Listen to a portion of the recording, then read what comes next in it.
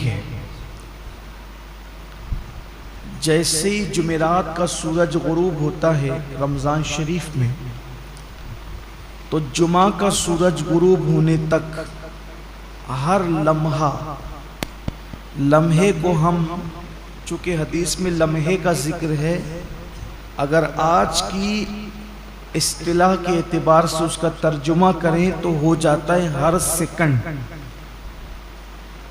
تو ہر لمحے میں 70,000 ایسے جہنمیوں کو اللہ جہنم سے آزاد کرتا ہے جن کے لیے جہنم کا عذاب لازم ہو چکا ہو، اپنے کرم سے وہ یوں ہی آزاد کرتا ہے، اور یہ سلسلہ پوری رات چلتا رہتا ہے، ہر لمحہ 70,000، پھر اس کے بعد دن میں بھی یہی سلسلہ، حتیٰ کہ جو جمعۃ المبارکہ کی آخری ساعت غروب آفتاب کے وقت آتی ہے، تو وہ جو سورج غروب ہونے سے لے کر اب سورج غروب ہونے تک جتنے لمحات میں 70,000 بخشے گئے تھے، ان سب کی تعداد کے برابر اس آخری گھڑی میں اتنے ہی لوگوں کو بخشا جاتا ہے۔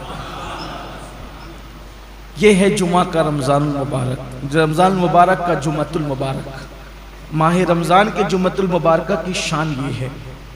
اب آپ اندازہ کریں کہ ہم کتنے قیمتی لمحات میں ہیں، اور یہ لمحات کتنے قیمتی ہے، اس لیے اس کو غنیمت جاننا چاہیے، اس کا احترام کرنا چاہیے، اس کی تعظیم کرنا چاہیے۔ اللہ قرآن مقدس میں ارشاد فرماتا ہے وَمَن يُعَظِّمْ شَعَائِرَ اللَّهِ فَإِنَّهَا مِن تَقْوَى الْقُلُوبِ، کہ جو اللہ کی نشانیوں کی تعظیم کرتے ہیں تو یہ دلوں کے تقوی کی وجہ سے، یعنی جن کے دلوں کو اللہ نے تقوی کے لیے چن لیا ہے، وہ اللہ کی نشانیوں کی تعظیم کرتے ہیں۔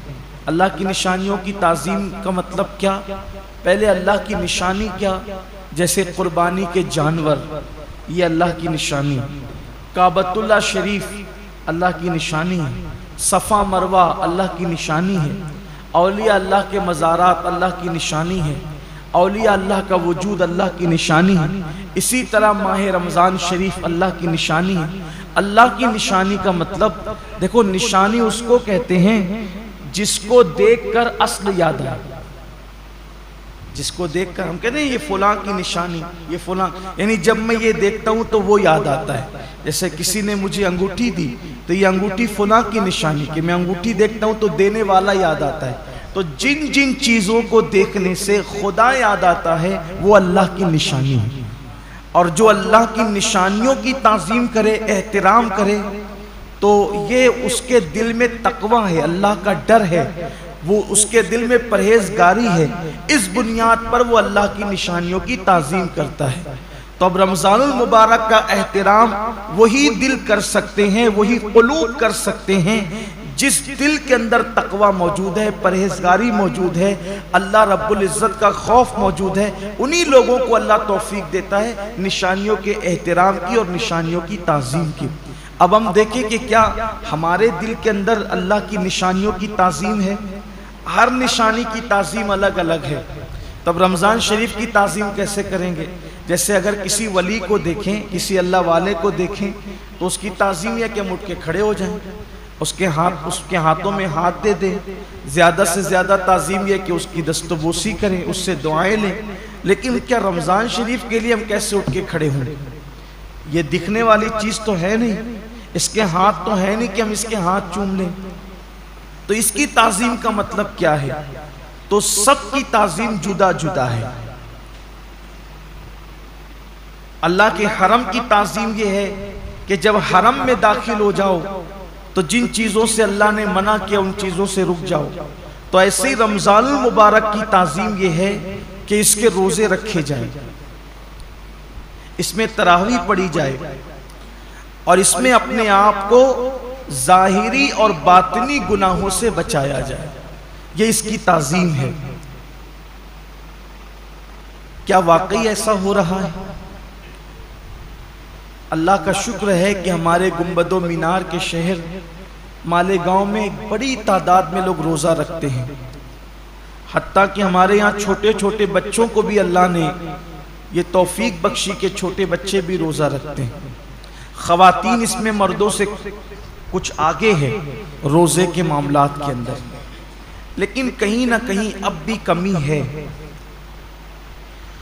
اب بھی ایک بہت بڑی تعداد ہے جو روزہ نہیں رکھتی، روزہ رکھنے سے محروم ہے، اور وہ ان نوجوانوں کی تعداد ہے جو اس وقت محنت مزدوری کرتے ہیں، مارکیٹ میں بیٹھتے ہیں، لوم چلاتے ہیں، کاروبار کرتے ہیں، اور ان کا عذر یہ کہ دھوپ بہت ہے، تمازت بہت ہے، شدت بہت ہے۔ واقعی موسم تو گرم ہے، کچھ روزے اپریل میں ہوں گے اور کچھ روزے مئی میں بھی ہوں گے، بلکہ پورا آخری عشرہ مئی میں ہوگا، اور گرمی کا اور محنت کا عذر پیش کر کے لوگ روزہ چھوڑ دیتے ہیں۔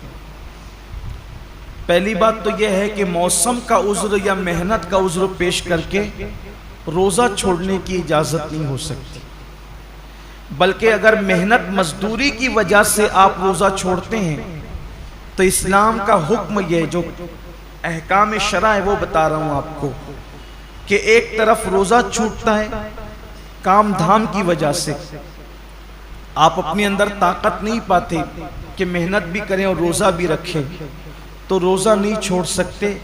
آپ کو شریعت یہ حکم دیتی ہے کہ آپ اپنی مصروفیات کم کر دیجئے، آپ کام شارٹ کیجئے، لیکن روزہ آپ کو رکھنا ہے۔ اس لیے کہ رمضان شریف کے ایک روزے کی اہمیت یہ ہے، ایک روزے کی، کہ جان بوجھ کر اگر کسی نے رمضان شریف کا ایک روزہ چھوڑ دیا اور اس کے بدلے میں پھر وہ پوری زندگی روزہ رکھے، تو زندگی بھر کے تمام روزے اس ایک روزے کی فضیلت کو نہیں پہنچ سکتے جو ماہ رمضان شریف میں رکھا گیا ہے۔ ماہ رمضان شریف کے روزے کا بدل زندگی بھر کے روزے نہیں ہو سکتے۔ جو فضیلت ان دنوں کی ہے، یہ موسم ہے روزے کا، اور کچھ لوگ چھوٹی موٹی بیماری کا بہانہ لے کر بھی روزہ چھوڑتے ہیں۔ ہر چھوٹی موٹی بیماری پر روزہ چھوڑنے کی اجازت نہیں ہے، گنہگار ہوں گے، سخت گنہگار ہوں گے۔ جس نے ایک روزہ رمضان شریف کا چھوڑا پھر اس کو قضا بھی کرنا پڑے گا ایک روزہ، اور توبہ بھی کرنی پڑے گی۔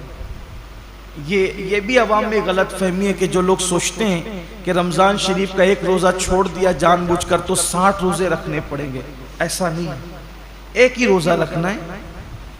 یہ اصل میں جو بلا وجہ روزہ توڑ دیتے ہیں رکھ کر، 60 روزے ان کے لیے کفارے میں، لیکن جس نے روزہ چھوڑ دیا بہت برا کیا، اس نے ایک ہی روزہ رکھے گا بعد میں قضا، لیکن ساتھ ہی اس کو توبہ بھی کرنی پڑے گی۔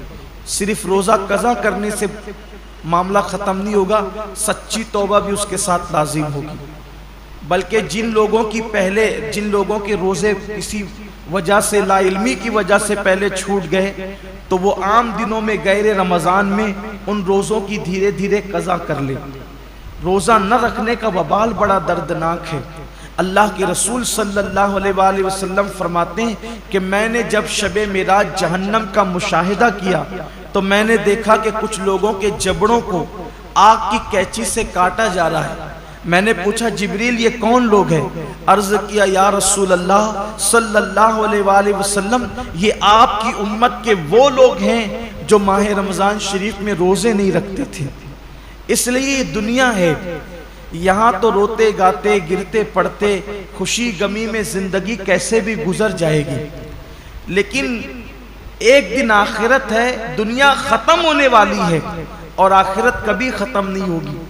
آج عمل کر سکتے ہیں، اس کی اہمیت کا اندازہ نہیں ہے، جب اس عمل کا صلہ ملے گا اور عمل نہ کرنے پر سزا ملے گی تب انسان پچھتائے گا کہ کاش میں نے اس کا فائدہ اٹھا کر زندگی کا کچھ نیکیاں اکٹھا کر لی ہوتی، کچھ عمل کر لیا ہوتا۔ بلکہ مرنے والے اللہ کی بارگاہ میں منت کرتے ہیں کہ میرے اللہ ہمیں صرف 2 رکعت دنیا میں جا کر پڑھنے کی اجازت دے دے، لیکن ارشاد ہوتا ہے بندے جب ہم نے تجھے موقع دیا تھا اس وقت تو نے اس سے فائدہ نہیں اٹھایا، اب زندگی ختم ہو گئی ہے، اب دوبارہ کسی کو دنیا میں نہیں بھیجا جائے گا۔ اس لیے میں اپنے نوجوانوں سے کہتا ہوں بہانہ مت کیجئے، روزہ رکھنے والے کو صبر اللہ دیتا ہے۔ اور ایک بات آج آپ سے کہنا چاہتا ہوں، اگر کسی غربت کی، تنگ دستی کی یا محنت مزدوری کی وجہ سے آپ کا روزہ پر مشقت ہے، آپ کے روزے میں مشقت ہے، تکلیف ہے، تو یہ بات ہمیشہ یاد رکھیے گا کہ جس نیکی میں جتنی تکلیف ہوگی، جس نیکی میں جتنی تکلیف ہوگی اس کا صلہ اتنا بڑھا دیا جائے گا۔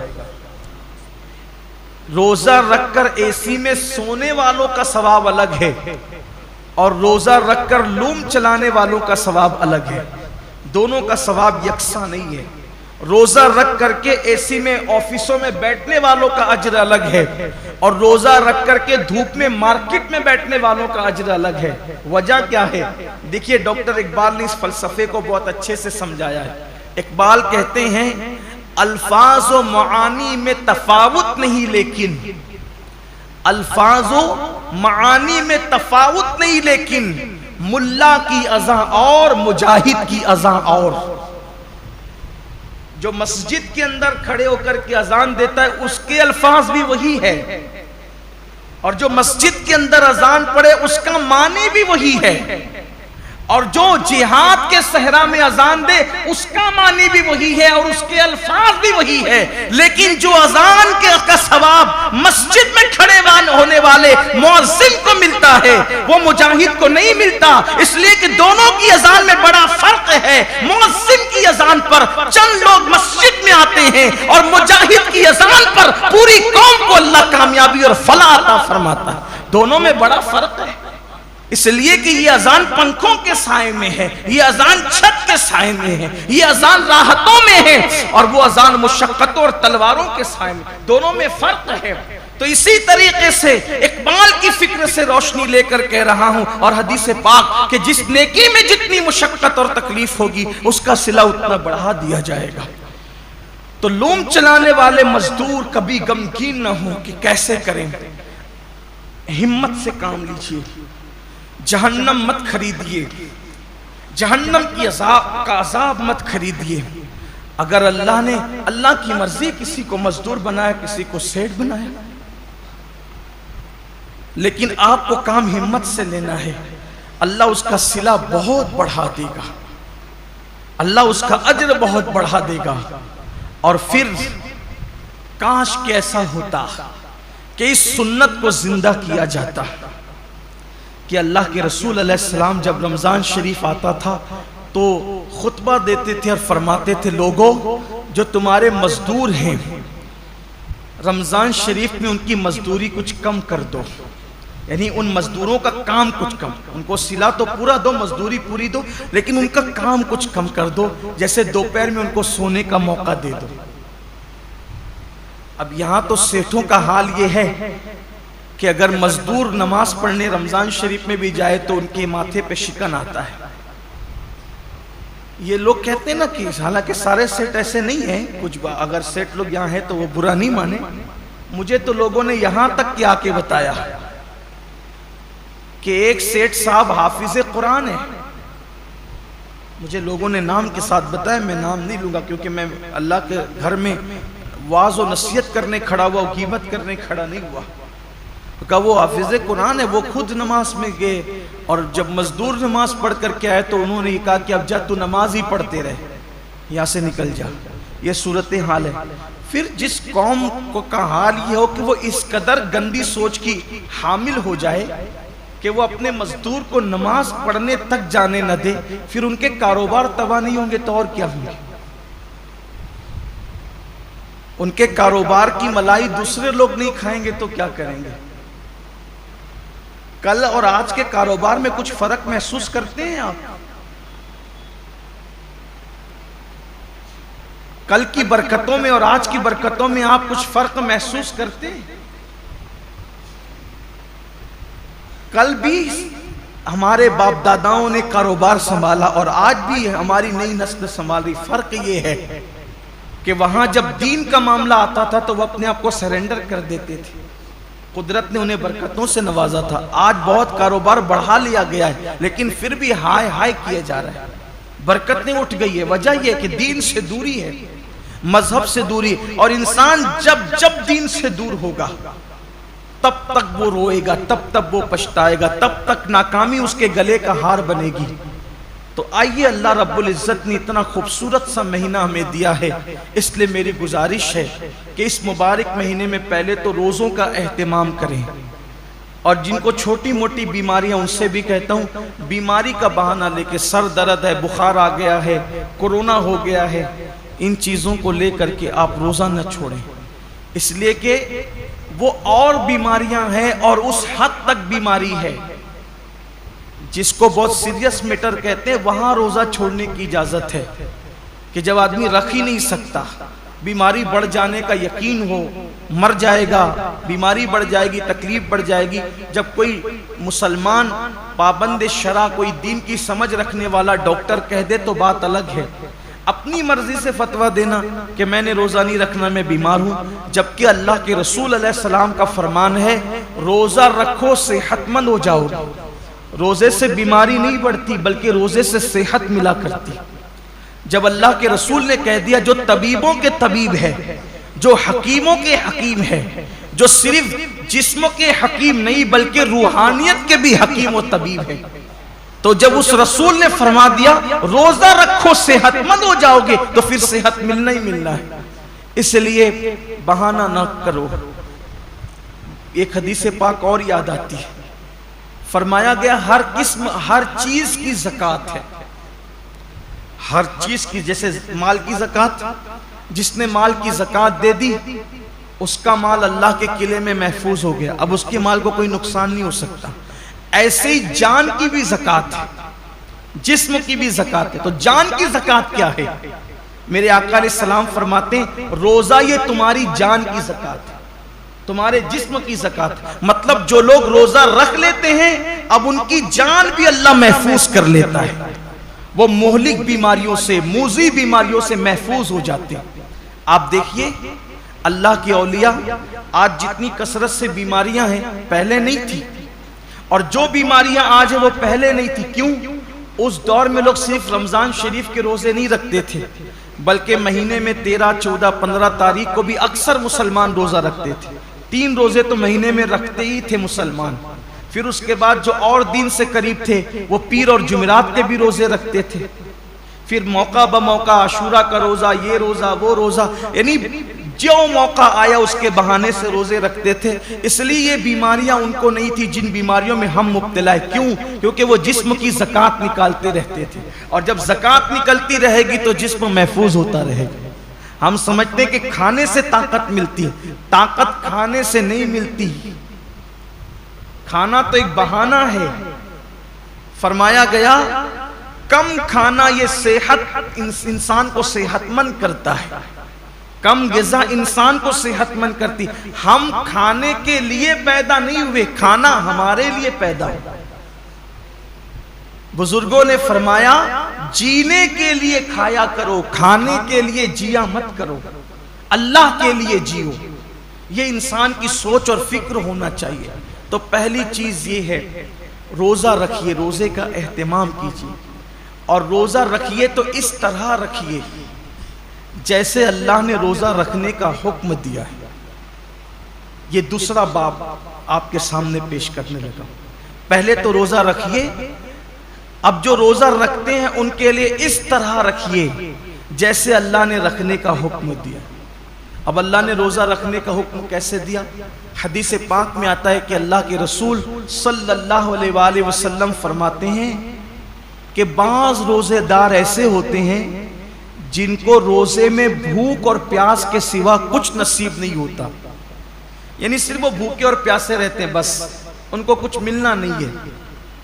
وجہ اس لیے کہ انہوں نے جو حلال کھانا تھا، توجہ کرنا، جو حلال کھانا تھا، جیسے کھانا حلال ہے نا، پانی بھی حلال ہے، مغرب بعد تو کھا سکتے ہیں نا، وہ تو حلال ہی ہے، صبح صادق سے پہلے کھا سکتے ہیں، حلال ہی ہے، لیکن روزہ رکھنے کی نیت کرنے کی وجہ سے وہ حرام ہو گیا تو رک گئے کھانے پینے سے.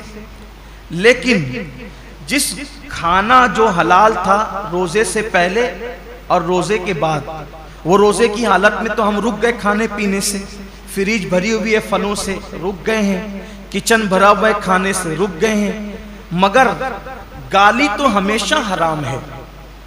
کیا روزے میں لوگ گالی سے بھی رکے؟ پاپ کی نظر کسی عورت پہ اٹھانا یہ تو ہمیشہ حرام ہے. کیا آنکھوں کو بھی لوگوں نے کنٹرول کیا؟ نماز ترک کرنا یہ ہمیشہ حرام ہے. نماز کو چھوڑ دینا یہ ہمیشہ حرام ہے. کیا لوگ روزے کی حالت میں نماز کے پابند ہوئے؟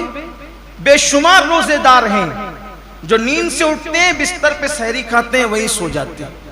یہ کون سا روزہ ہے جس میں کوئی نماز ہی نہیں؟ یہ کون سا روزہ؟ روزے کے متعلق میرے آقا صلی اللہ علیہ وآلہ وسلم کے فرمان کا مفہوم ہے روزہ وہ ہے صحیح معنی میں. کون سا روزہ؟ جو آنکھ کا بھی روزہ ہو، جو زبان کا بھی روزہ ہو، جو کان کا بھی روزہ ہو، جو ہاتھ کا بھی روزہ ہو، جو پیر کا بھی روزہ ہو. آنکھ کا روزہ یہ ہے کہ جن چیزوں کو اللہ نے حرام کر دیا روزے کی حالت میں انہیں نہ دیکھو. یہاں تو روزے میں لوگ گیم کھیلتے بیٹھے ہوئے، دیکھ لیجئے ٹائم پاس کر رہے ہیں. کیوں بھائی گیم کھیلتے ہو تسبیح کیوں نہیں پڑھ سکتے؟ یہ تو مہینہ تسبیح اور تلاوت کا ہے، درود شریف کا ہے. اچھا یہ تو گیم کھیل رہے ہیں، اس میں کوئی تصویر تو نہیں ہے، یہ حرام تو نہیں ہے. اسلام میں وقت ضائع کرنا ہی حرام ہے، تضییع اوقات حرام ہے اسلام کے اندر. گیم کھیلنا موبائل پر یہ حرام ہے. حالت روزہ میں یہ کون سا حرام کام لوگ لے کے بیٹھ گئے؟ بچے گیم کھیل رہے ہیں، جوان گیم کھیل رہے ہیں، عورتیں گیم کھیل رہی ہیں، لگے ہوئے سب موبائل پر.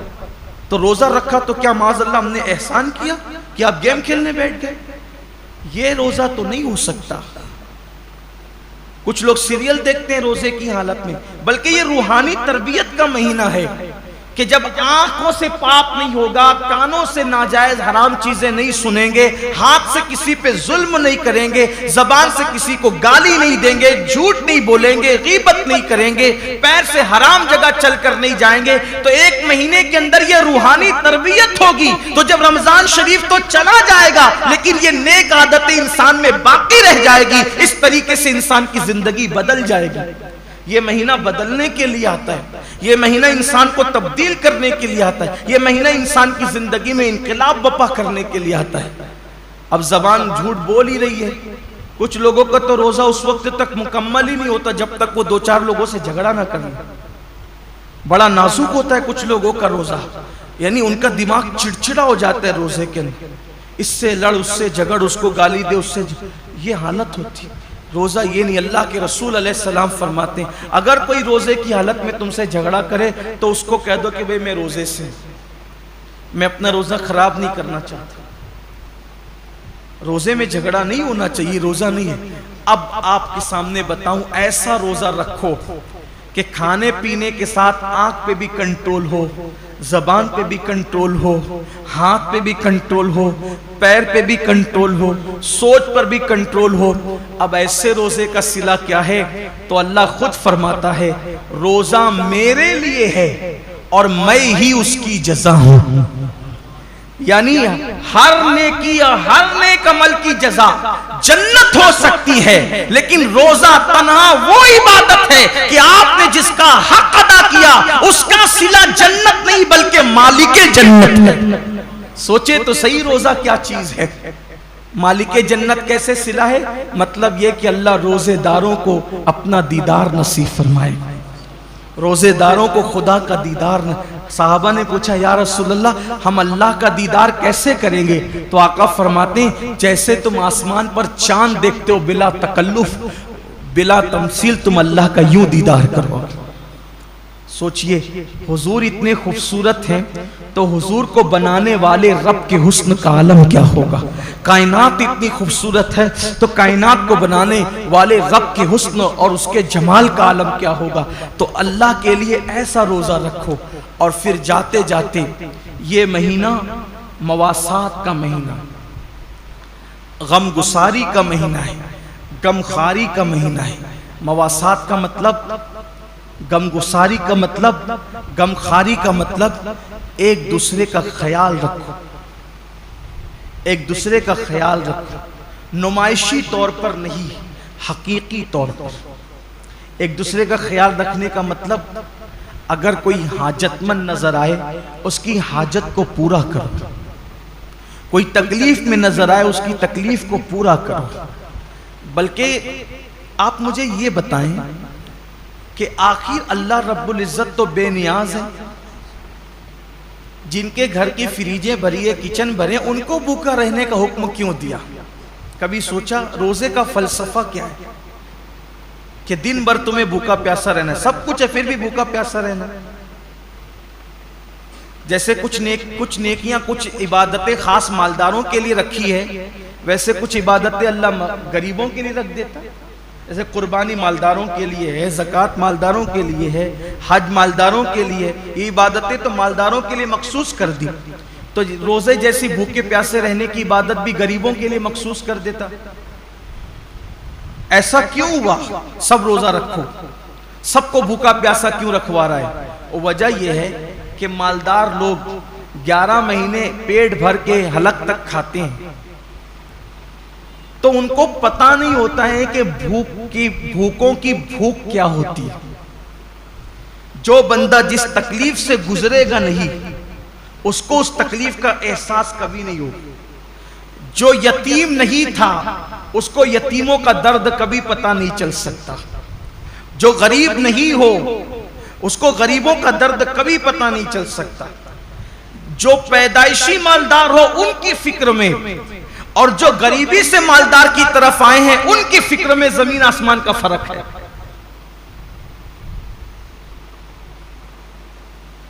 ایک مرتبہ کا واقعہ ہے کہ کچھ غریب قافلے گزر رہے تھے مالداروں کی بستی سے، کچھ غریبوں کے قافلے گزر رہے تھے مالداروں کی بستی سے، تو وہ نیچے کی پڑی ہوئی روٹیاں اٹھا کر کے کھا رہے تھے۔ تو مالداروں کے بچوں نے ان کو دیکھا تو اپنے باپ سے پوچھا کہ یہ لوگ نیچے کی روٹی پڑی ہوئی کیوں اٹھا کے کھاتے ہیں؟ تو باپ نے جواب دیا، بیٹے ان کو روٹی نہیں ملی اس لیے یہ روٹی اٹھا کے کھاتے۔ تو کہا ابا ان کو روٹی نہیں ملے تو انہیں چاہیے تھا کہ یہ دکان سے کیک خرید لیتے۔ اب اس بچے کو کیا پتا کہ جنہیں روٹی نصیب نہیں وہ کیک کہاں سے خریدیں گے، لیکن اس کی سوچ تھی چونکہ وہ مالدار گھر میں پیدا ہے۔ تو جو غربت، اسی لیے اللہ نے اپنے محبوب صلی اللہ علیہ وآلہ وسلم کو یتیم پیدا فرمایا، اسی لیے اللہ نے اپنے محبوب صلی اللہ علیہ وسلم کی پرورش غریب گھر میں فرمائی۔ کیوں؟ کہ محبوب کو ایسی غربت سے گزارو اور ایسی یتیمی سے گزارو، کیونکہ جو غریبوں کا ماوا اور یتیموں کا ملجا بنا کر بھیجا گیا ہو، جب تک اس منزل سے گزریں گے نہیں تو وہ حقیقی درد کا احساس جو ایک غریب کو غربت کی وجہ سے ہو سکتا ہے، ایک یتیم کو یتیمی کی وجہ سے ہو۔ اسی لیے تو اللہ کے رسول علیہ السلام یتیموں کو دیکھتے تھے تو آنکھوں میں آنسو آ جاتے تھے۔ کیوں؟ اس لیے کہ حضور خود یتیمی سے گزرے تھے، وہ در یتیم تھے۔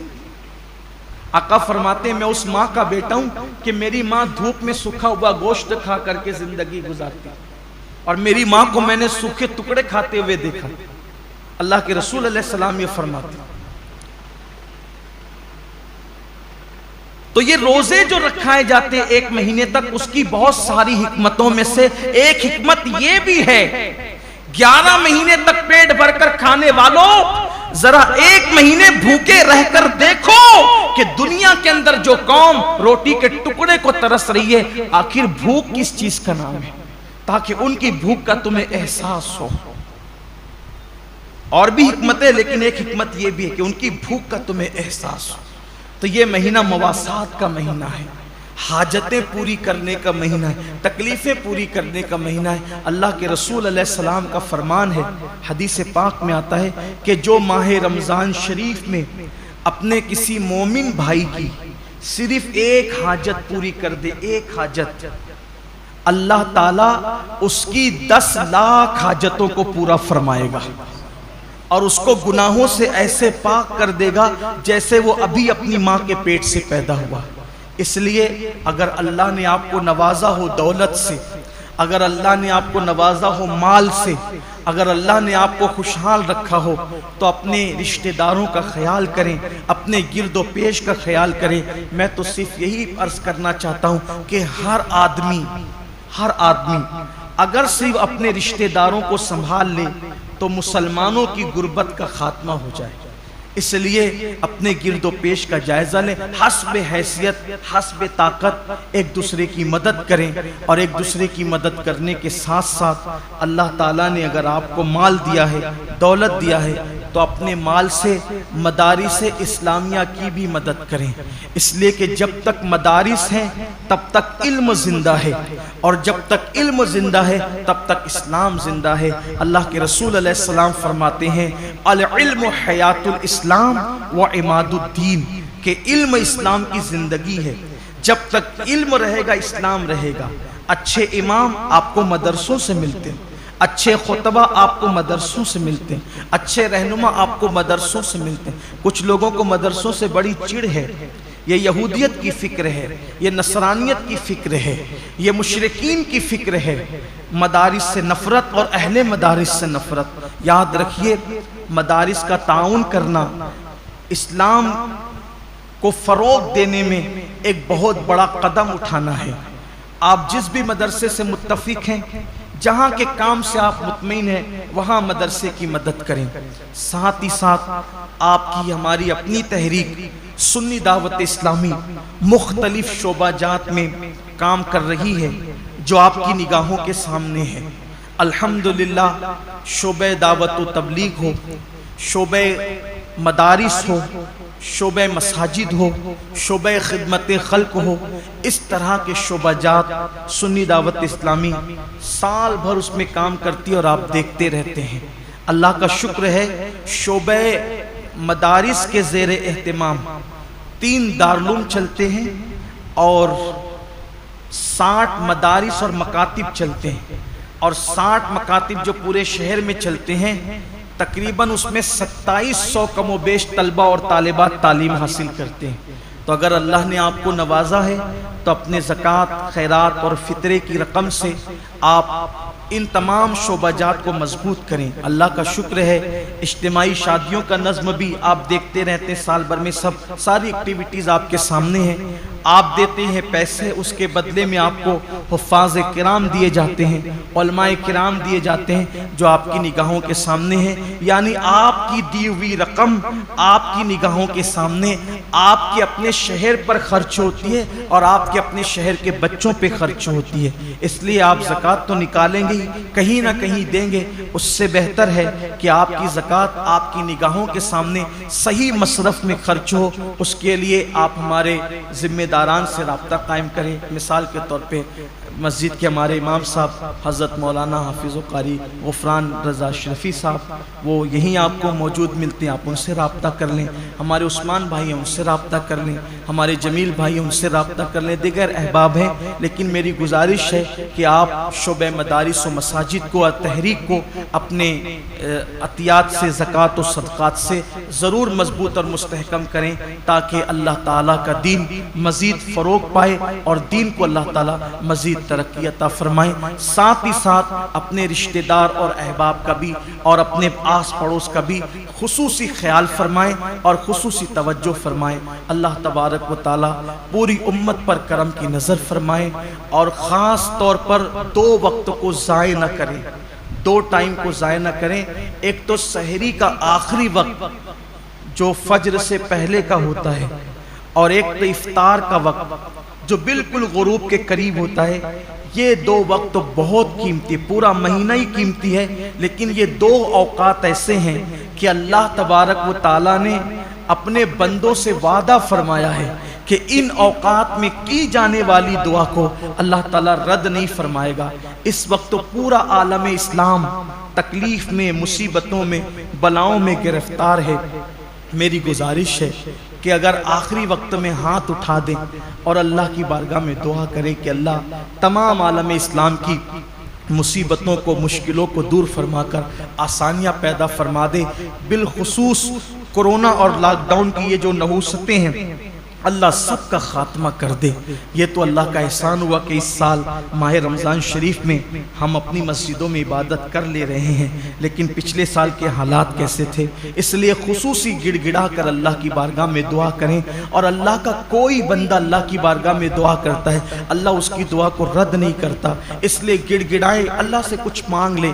ये लम्हे ज़िंदगी में बार बार आया नहीं करते, पता नहीं किसकी ज़िंदगी कितनी है, किसका वक्त कितना है, इसलिए फज्र से पहले का जो वक्त है, सहरी का वक्त, उसमें खूब गिड़गिड़ा लें। हो सके तो 2 रकात नफिल नमाज तहज्जुद की पढ़ने और उसके बाद 5 से 10 मिनट का वक्त निकाल कर अल्लाह की बारगाह में रोए, गिड़गिड़ाएं और खूब मांगें। इंशाअल्लाह सारे आपके मसाइल भी अल्लाह हल फरमाएगा, उम्मत के मसाइल भी हल फरमाएगा। और साथ ही साथ इफ्तार के वक्त जो टाइम होता है उसमें भी दुआ करें। उस वक्त भी दुआ की कबूलियत का ऐलान किया गया है। मांगने वाला कितना भी गुनहगार होगा, मुजरिम होगा, लेकिन अल्लाह तबारक व तआला ज़रूर अता फरमाएगा। ये 2 औकात ऐसे हैं, इसलिए इन दोनों टाइम दुआओं का एहतिमाम करें और सिर्फ अपने लिए ही न मांगे बल्कि पूरी उम्मत को शामिल करें। अल्लाह तबारक व तआला हम सबको इसका ख्याल करने की तौफीक अता फरमाए। गुफ्तगू के दरमियान अगर कोई गलती हो अल्लाह ताला माफ़ फरमाए, जिनकी सुन्नतें बाकी है वो सुन्नतें अदा फरमाए। अस्सलामु अलैकुम व रहमतुल्लाहि व बरकातहू। रिसालत के परवानों हर शनिचर को बाद नमाज इशा सुन्नी दावत इस्लामी के आलमी मरकज इस्माइल हबीब मस्जिद में सुन्नी इज्तिमा होता है, तो आप हजरात पाबंदी के साथ इसमें शिरकत फरमाएं। सुन्नी दावत इस्लामी की वेबसाइट sunnidawatislamי.net पर विजिट करें और बहुत सारी दीनी मालूमात हासिल करें।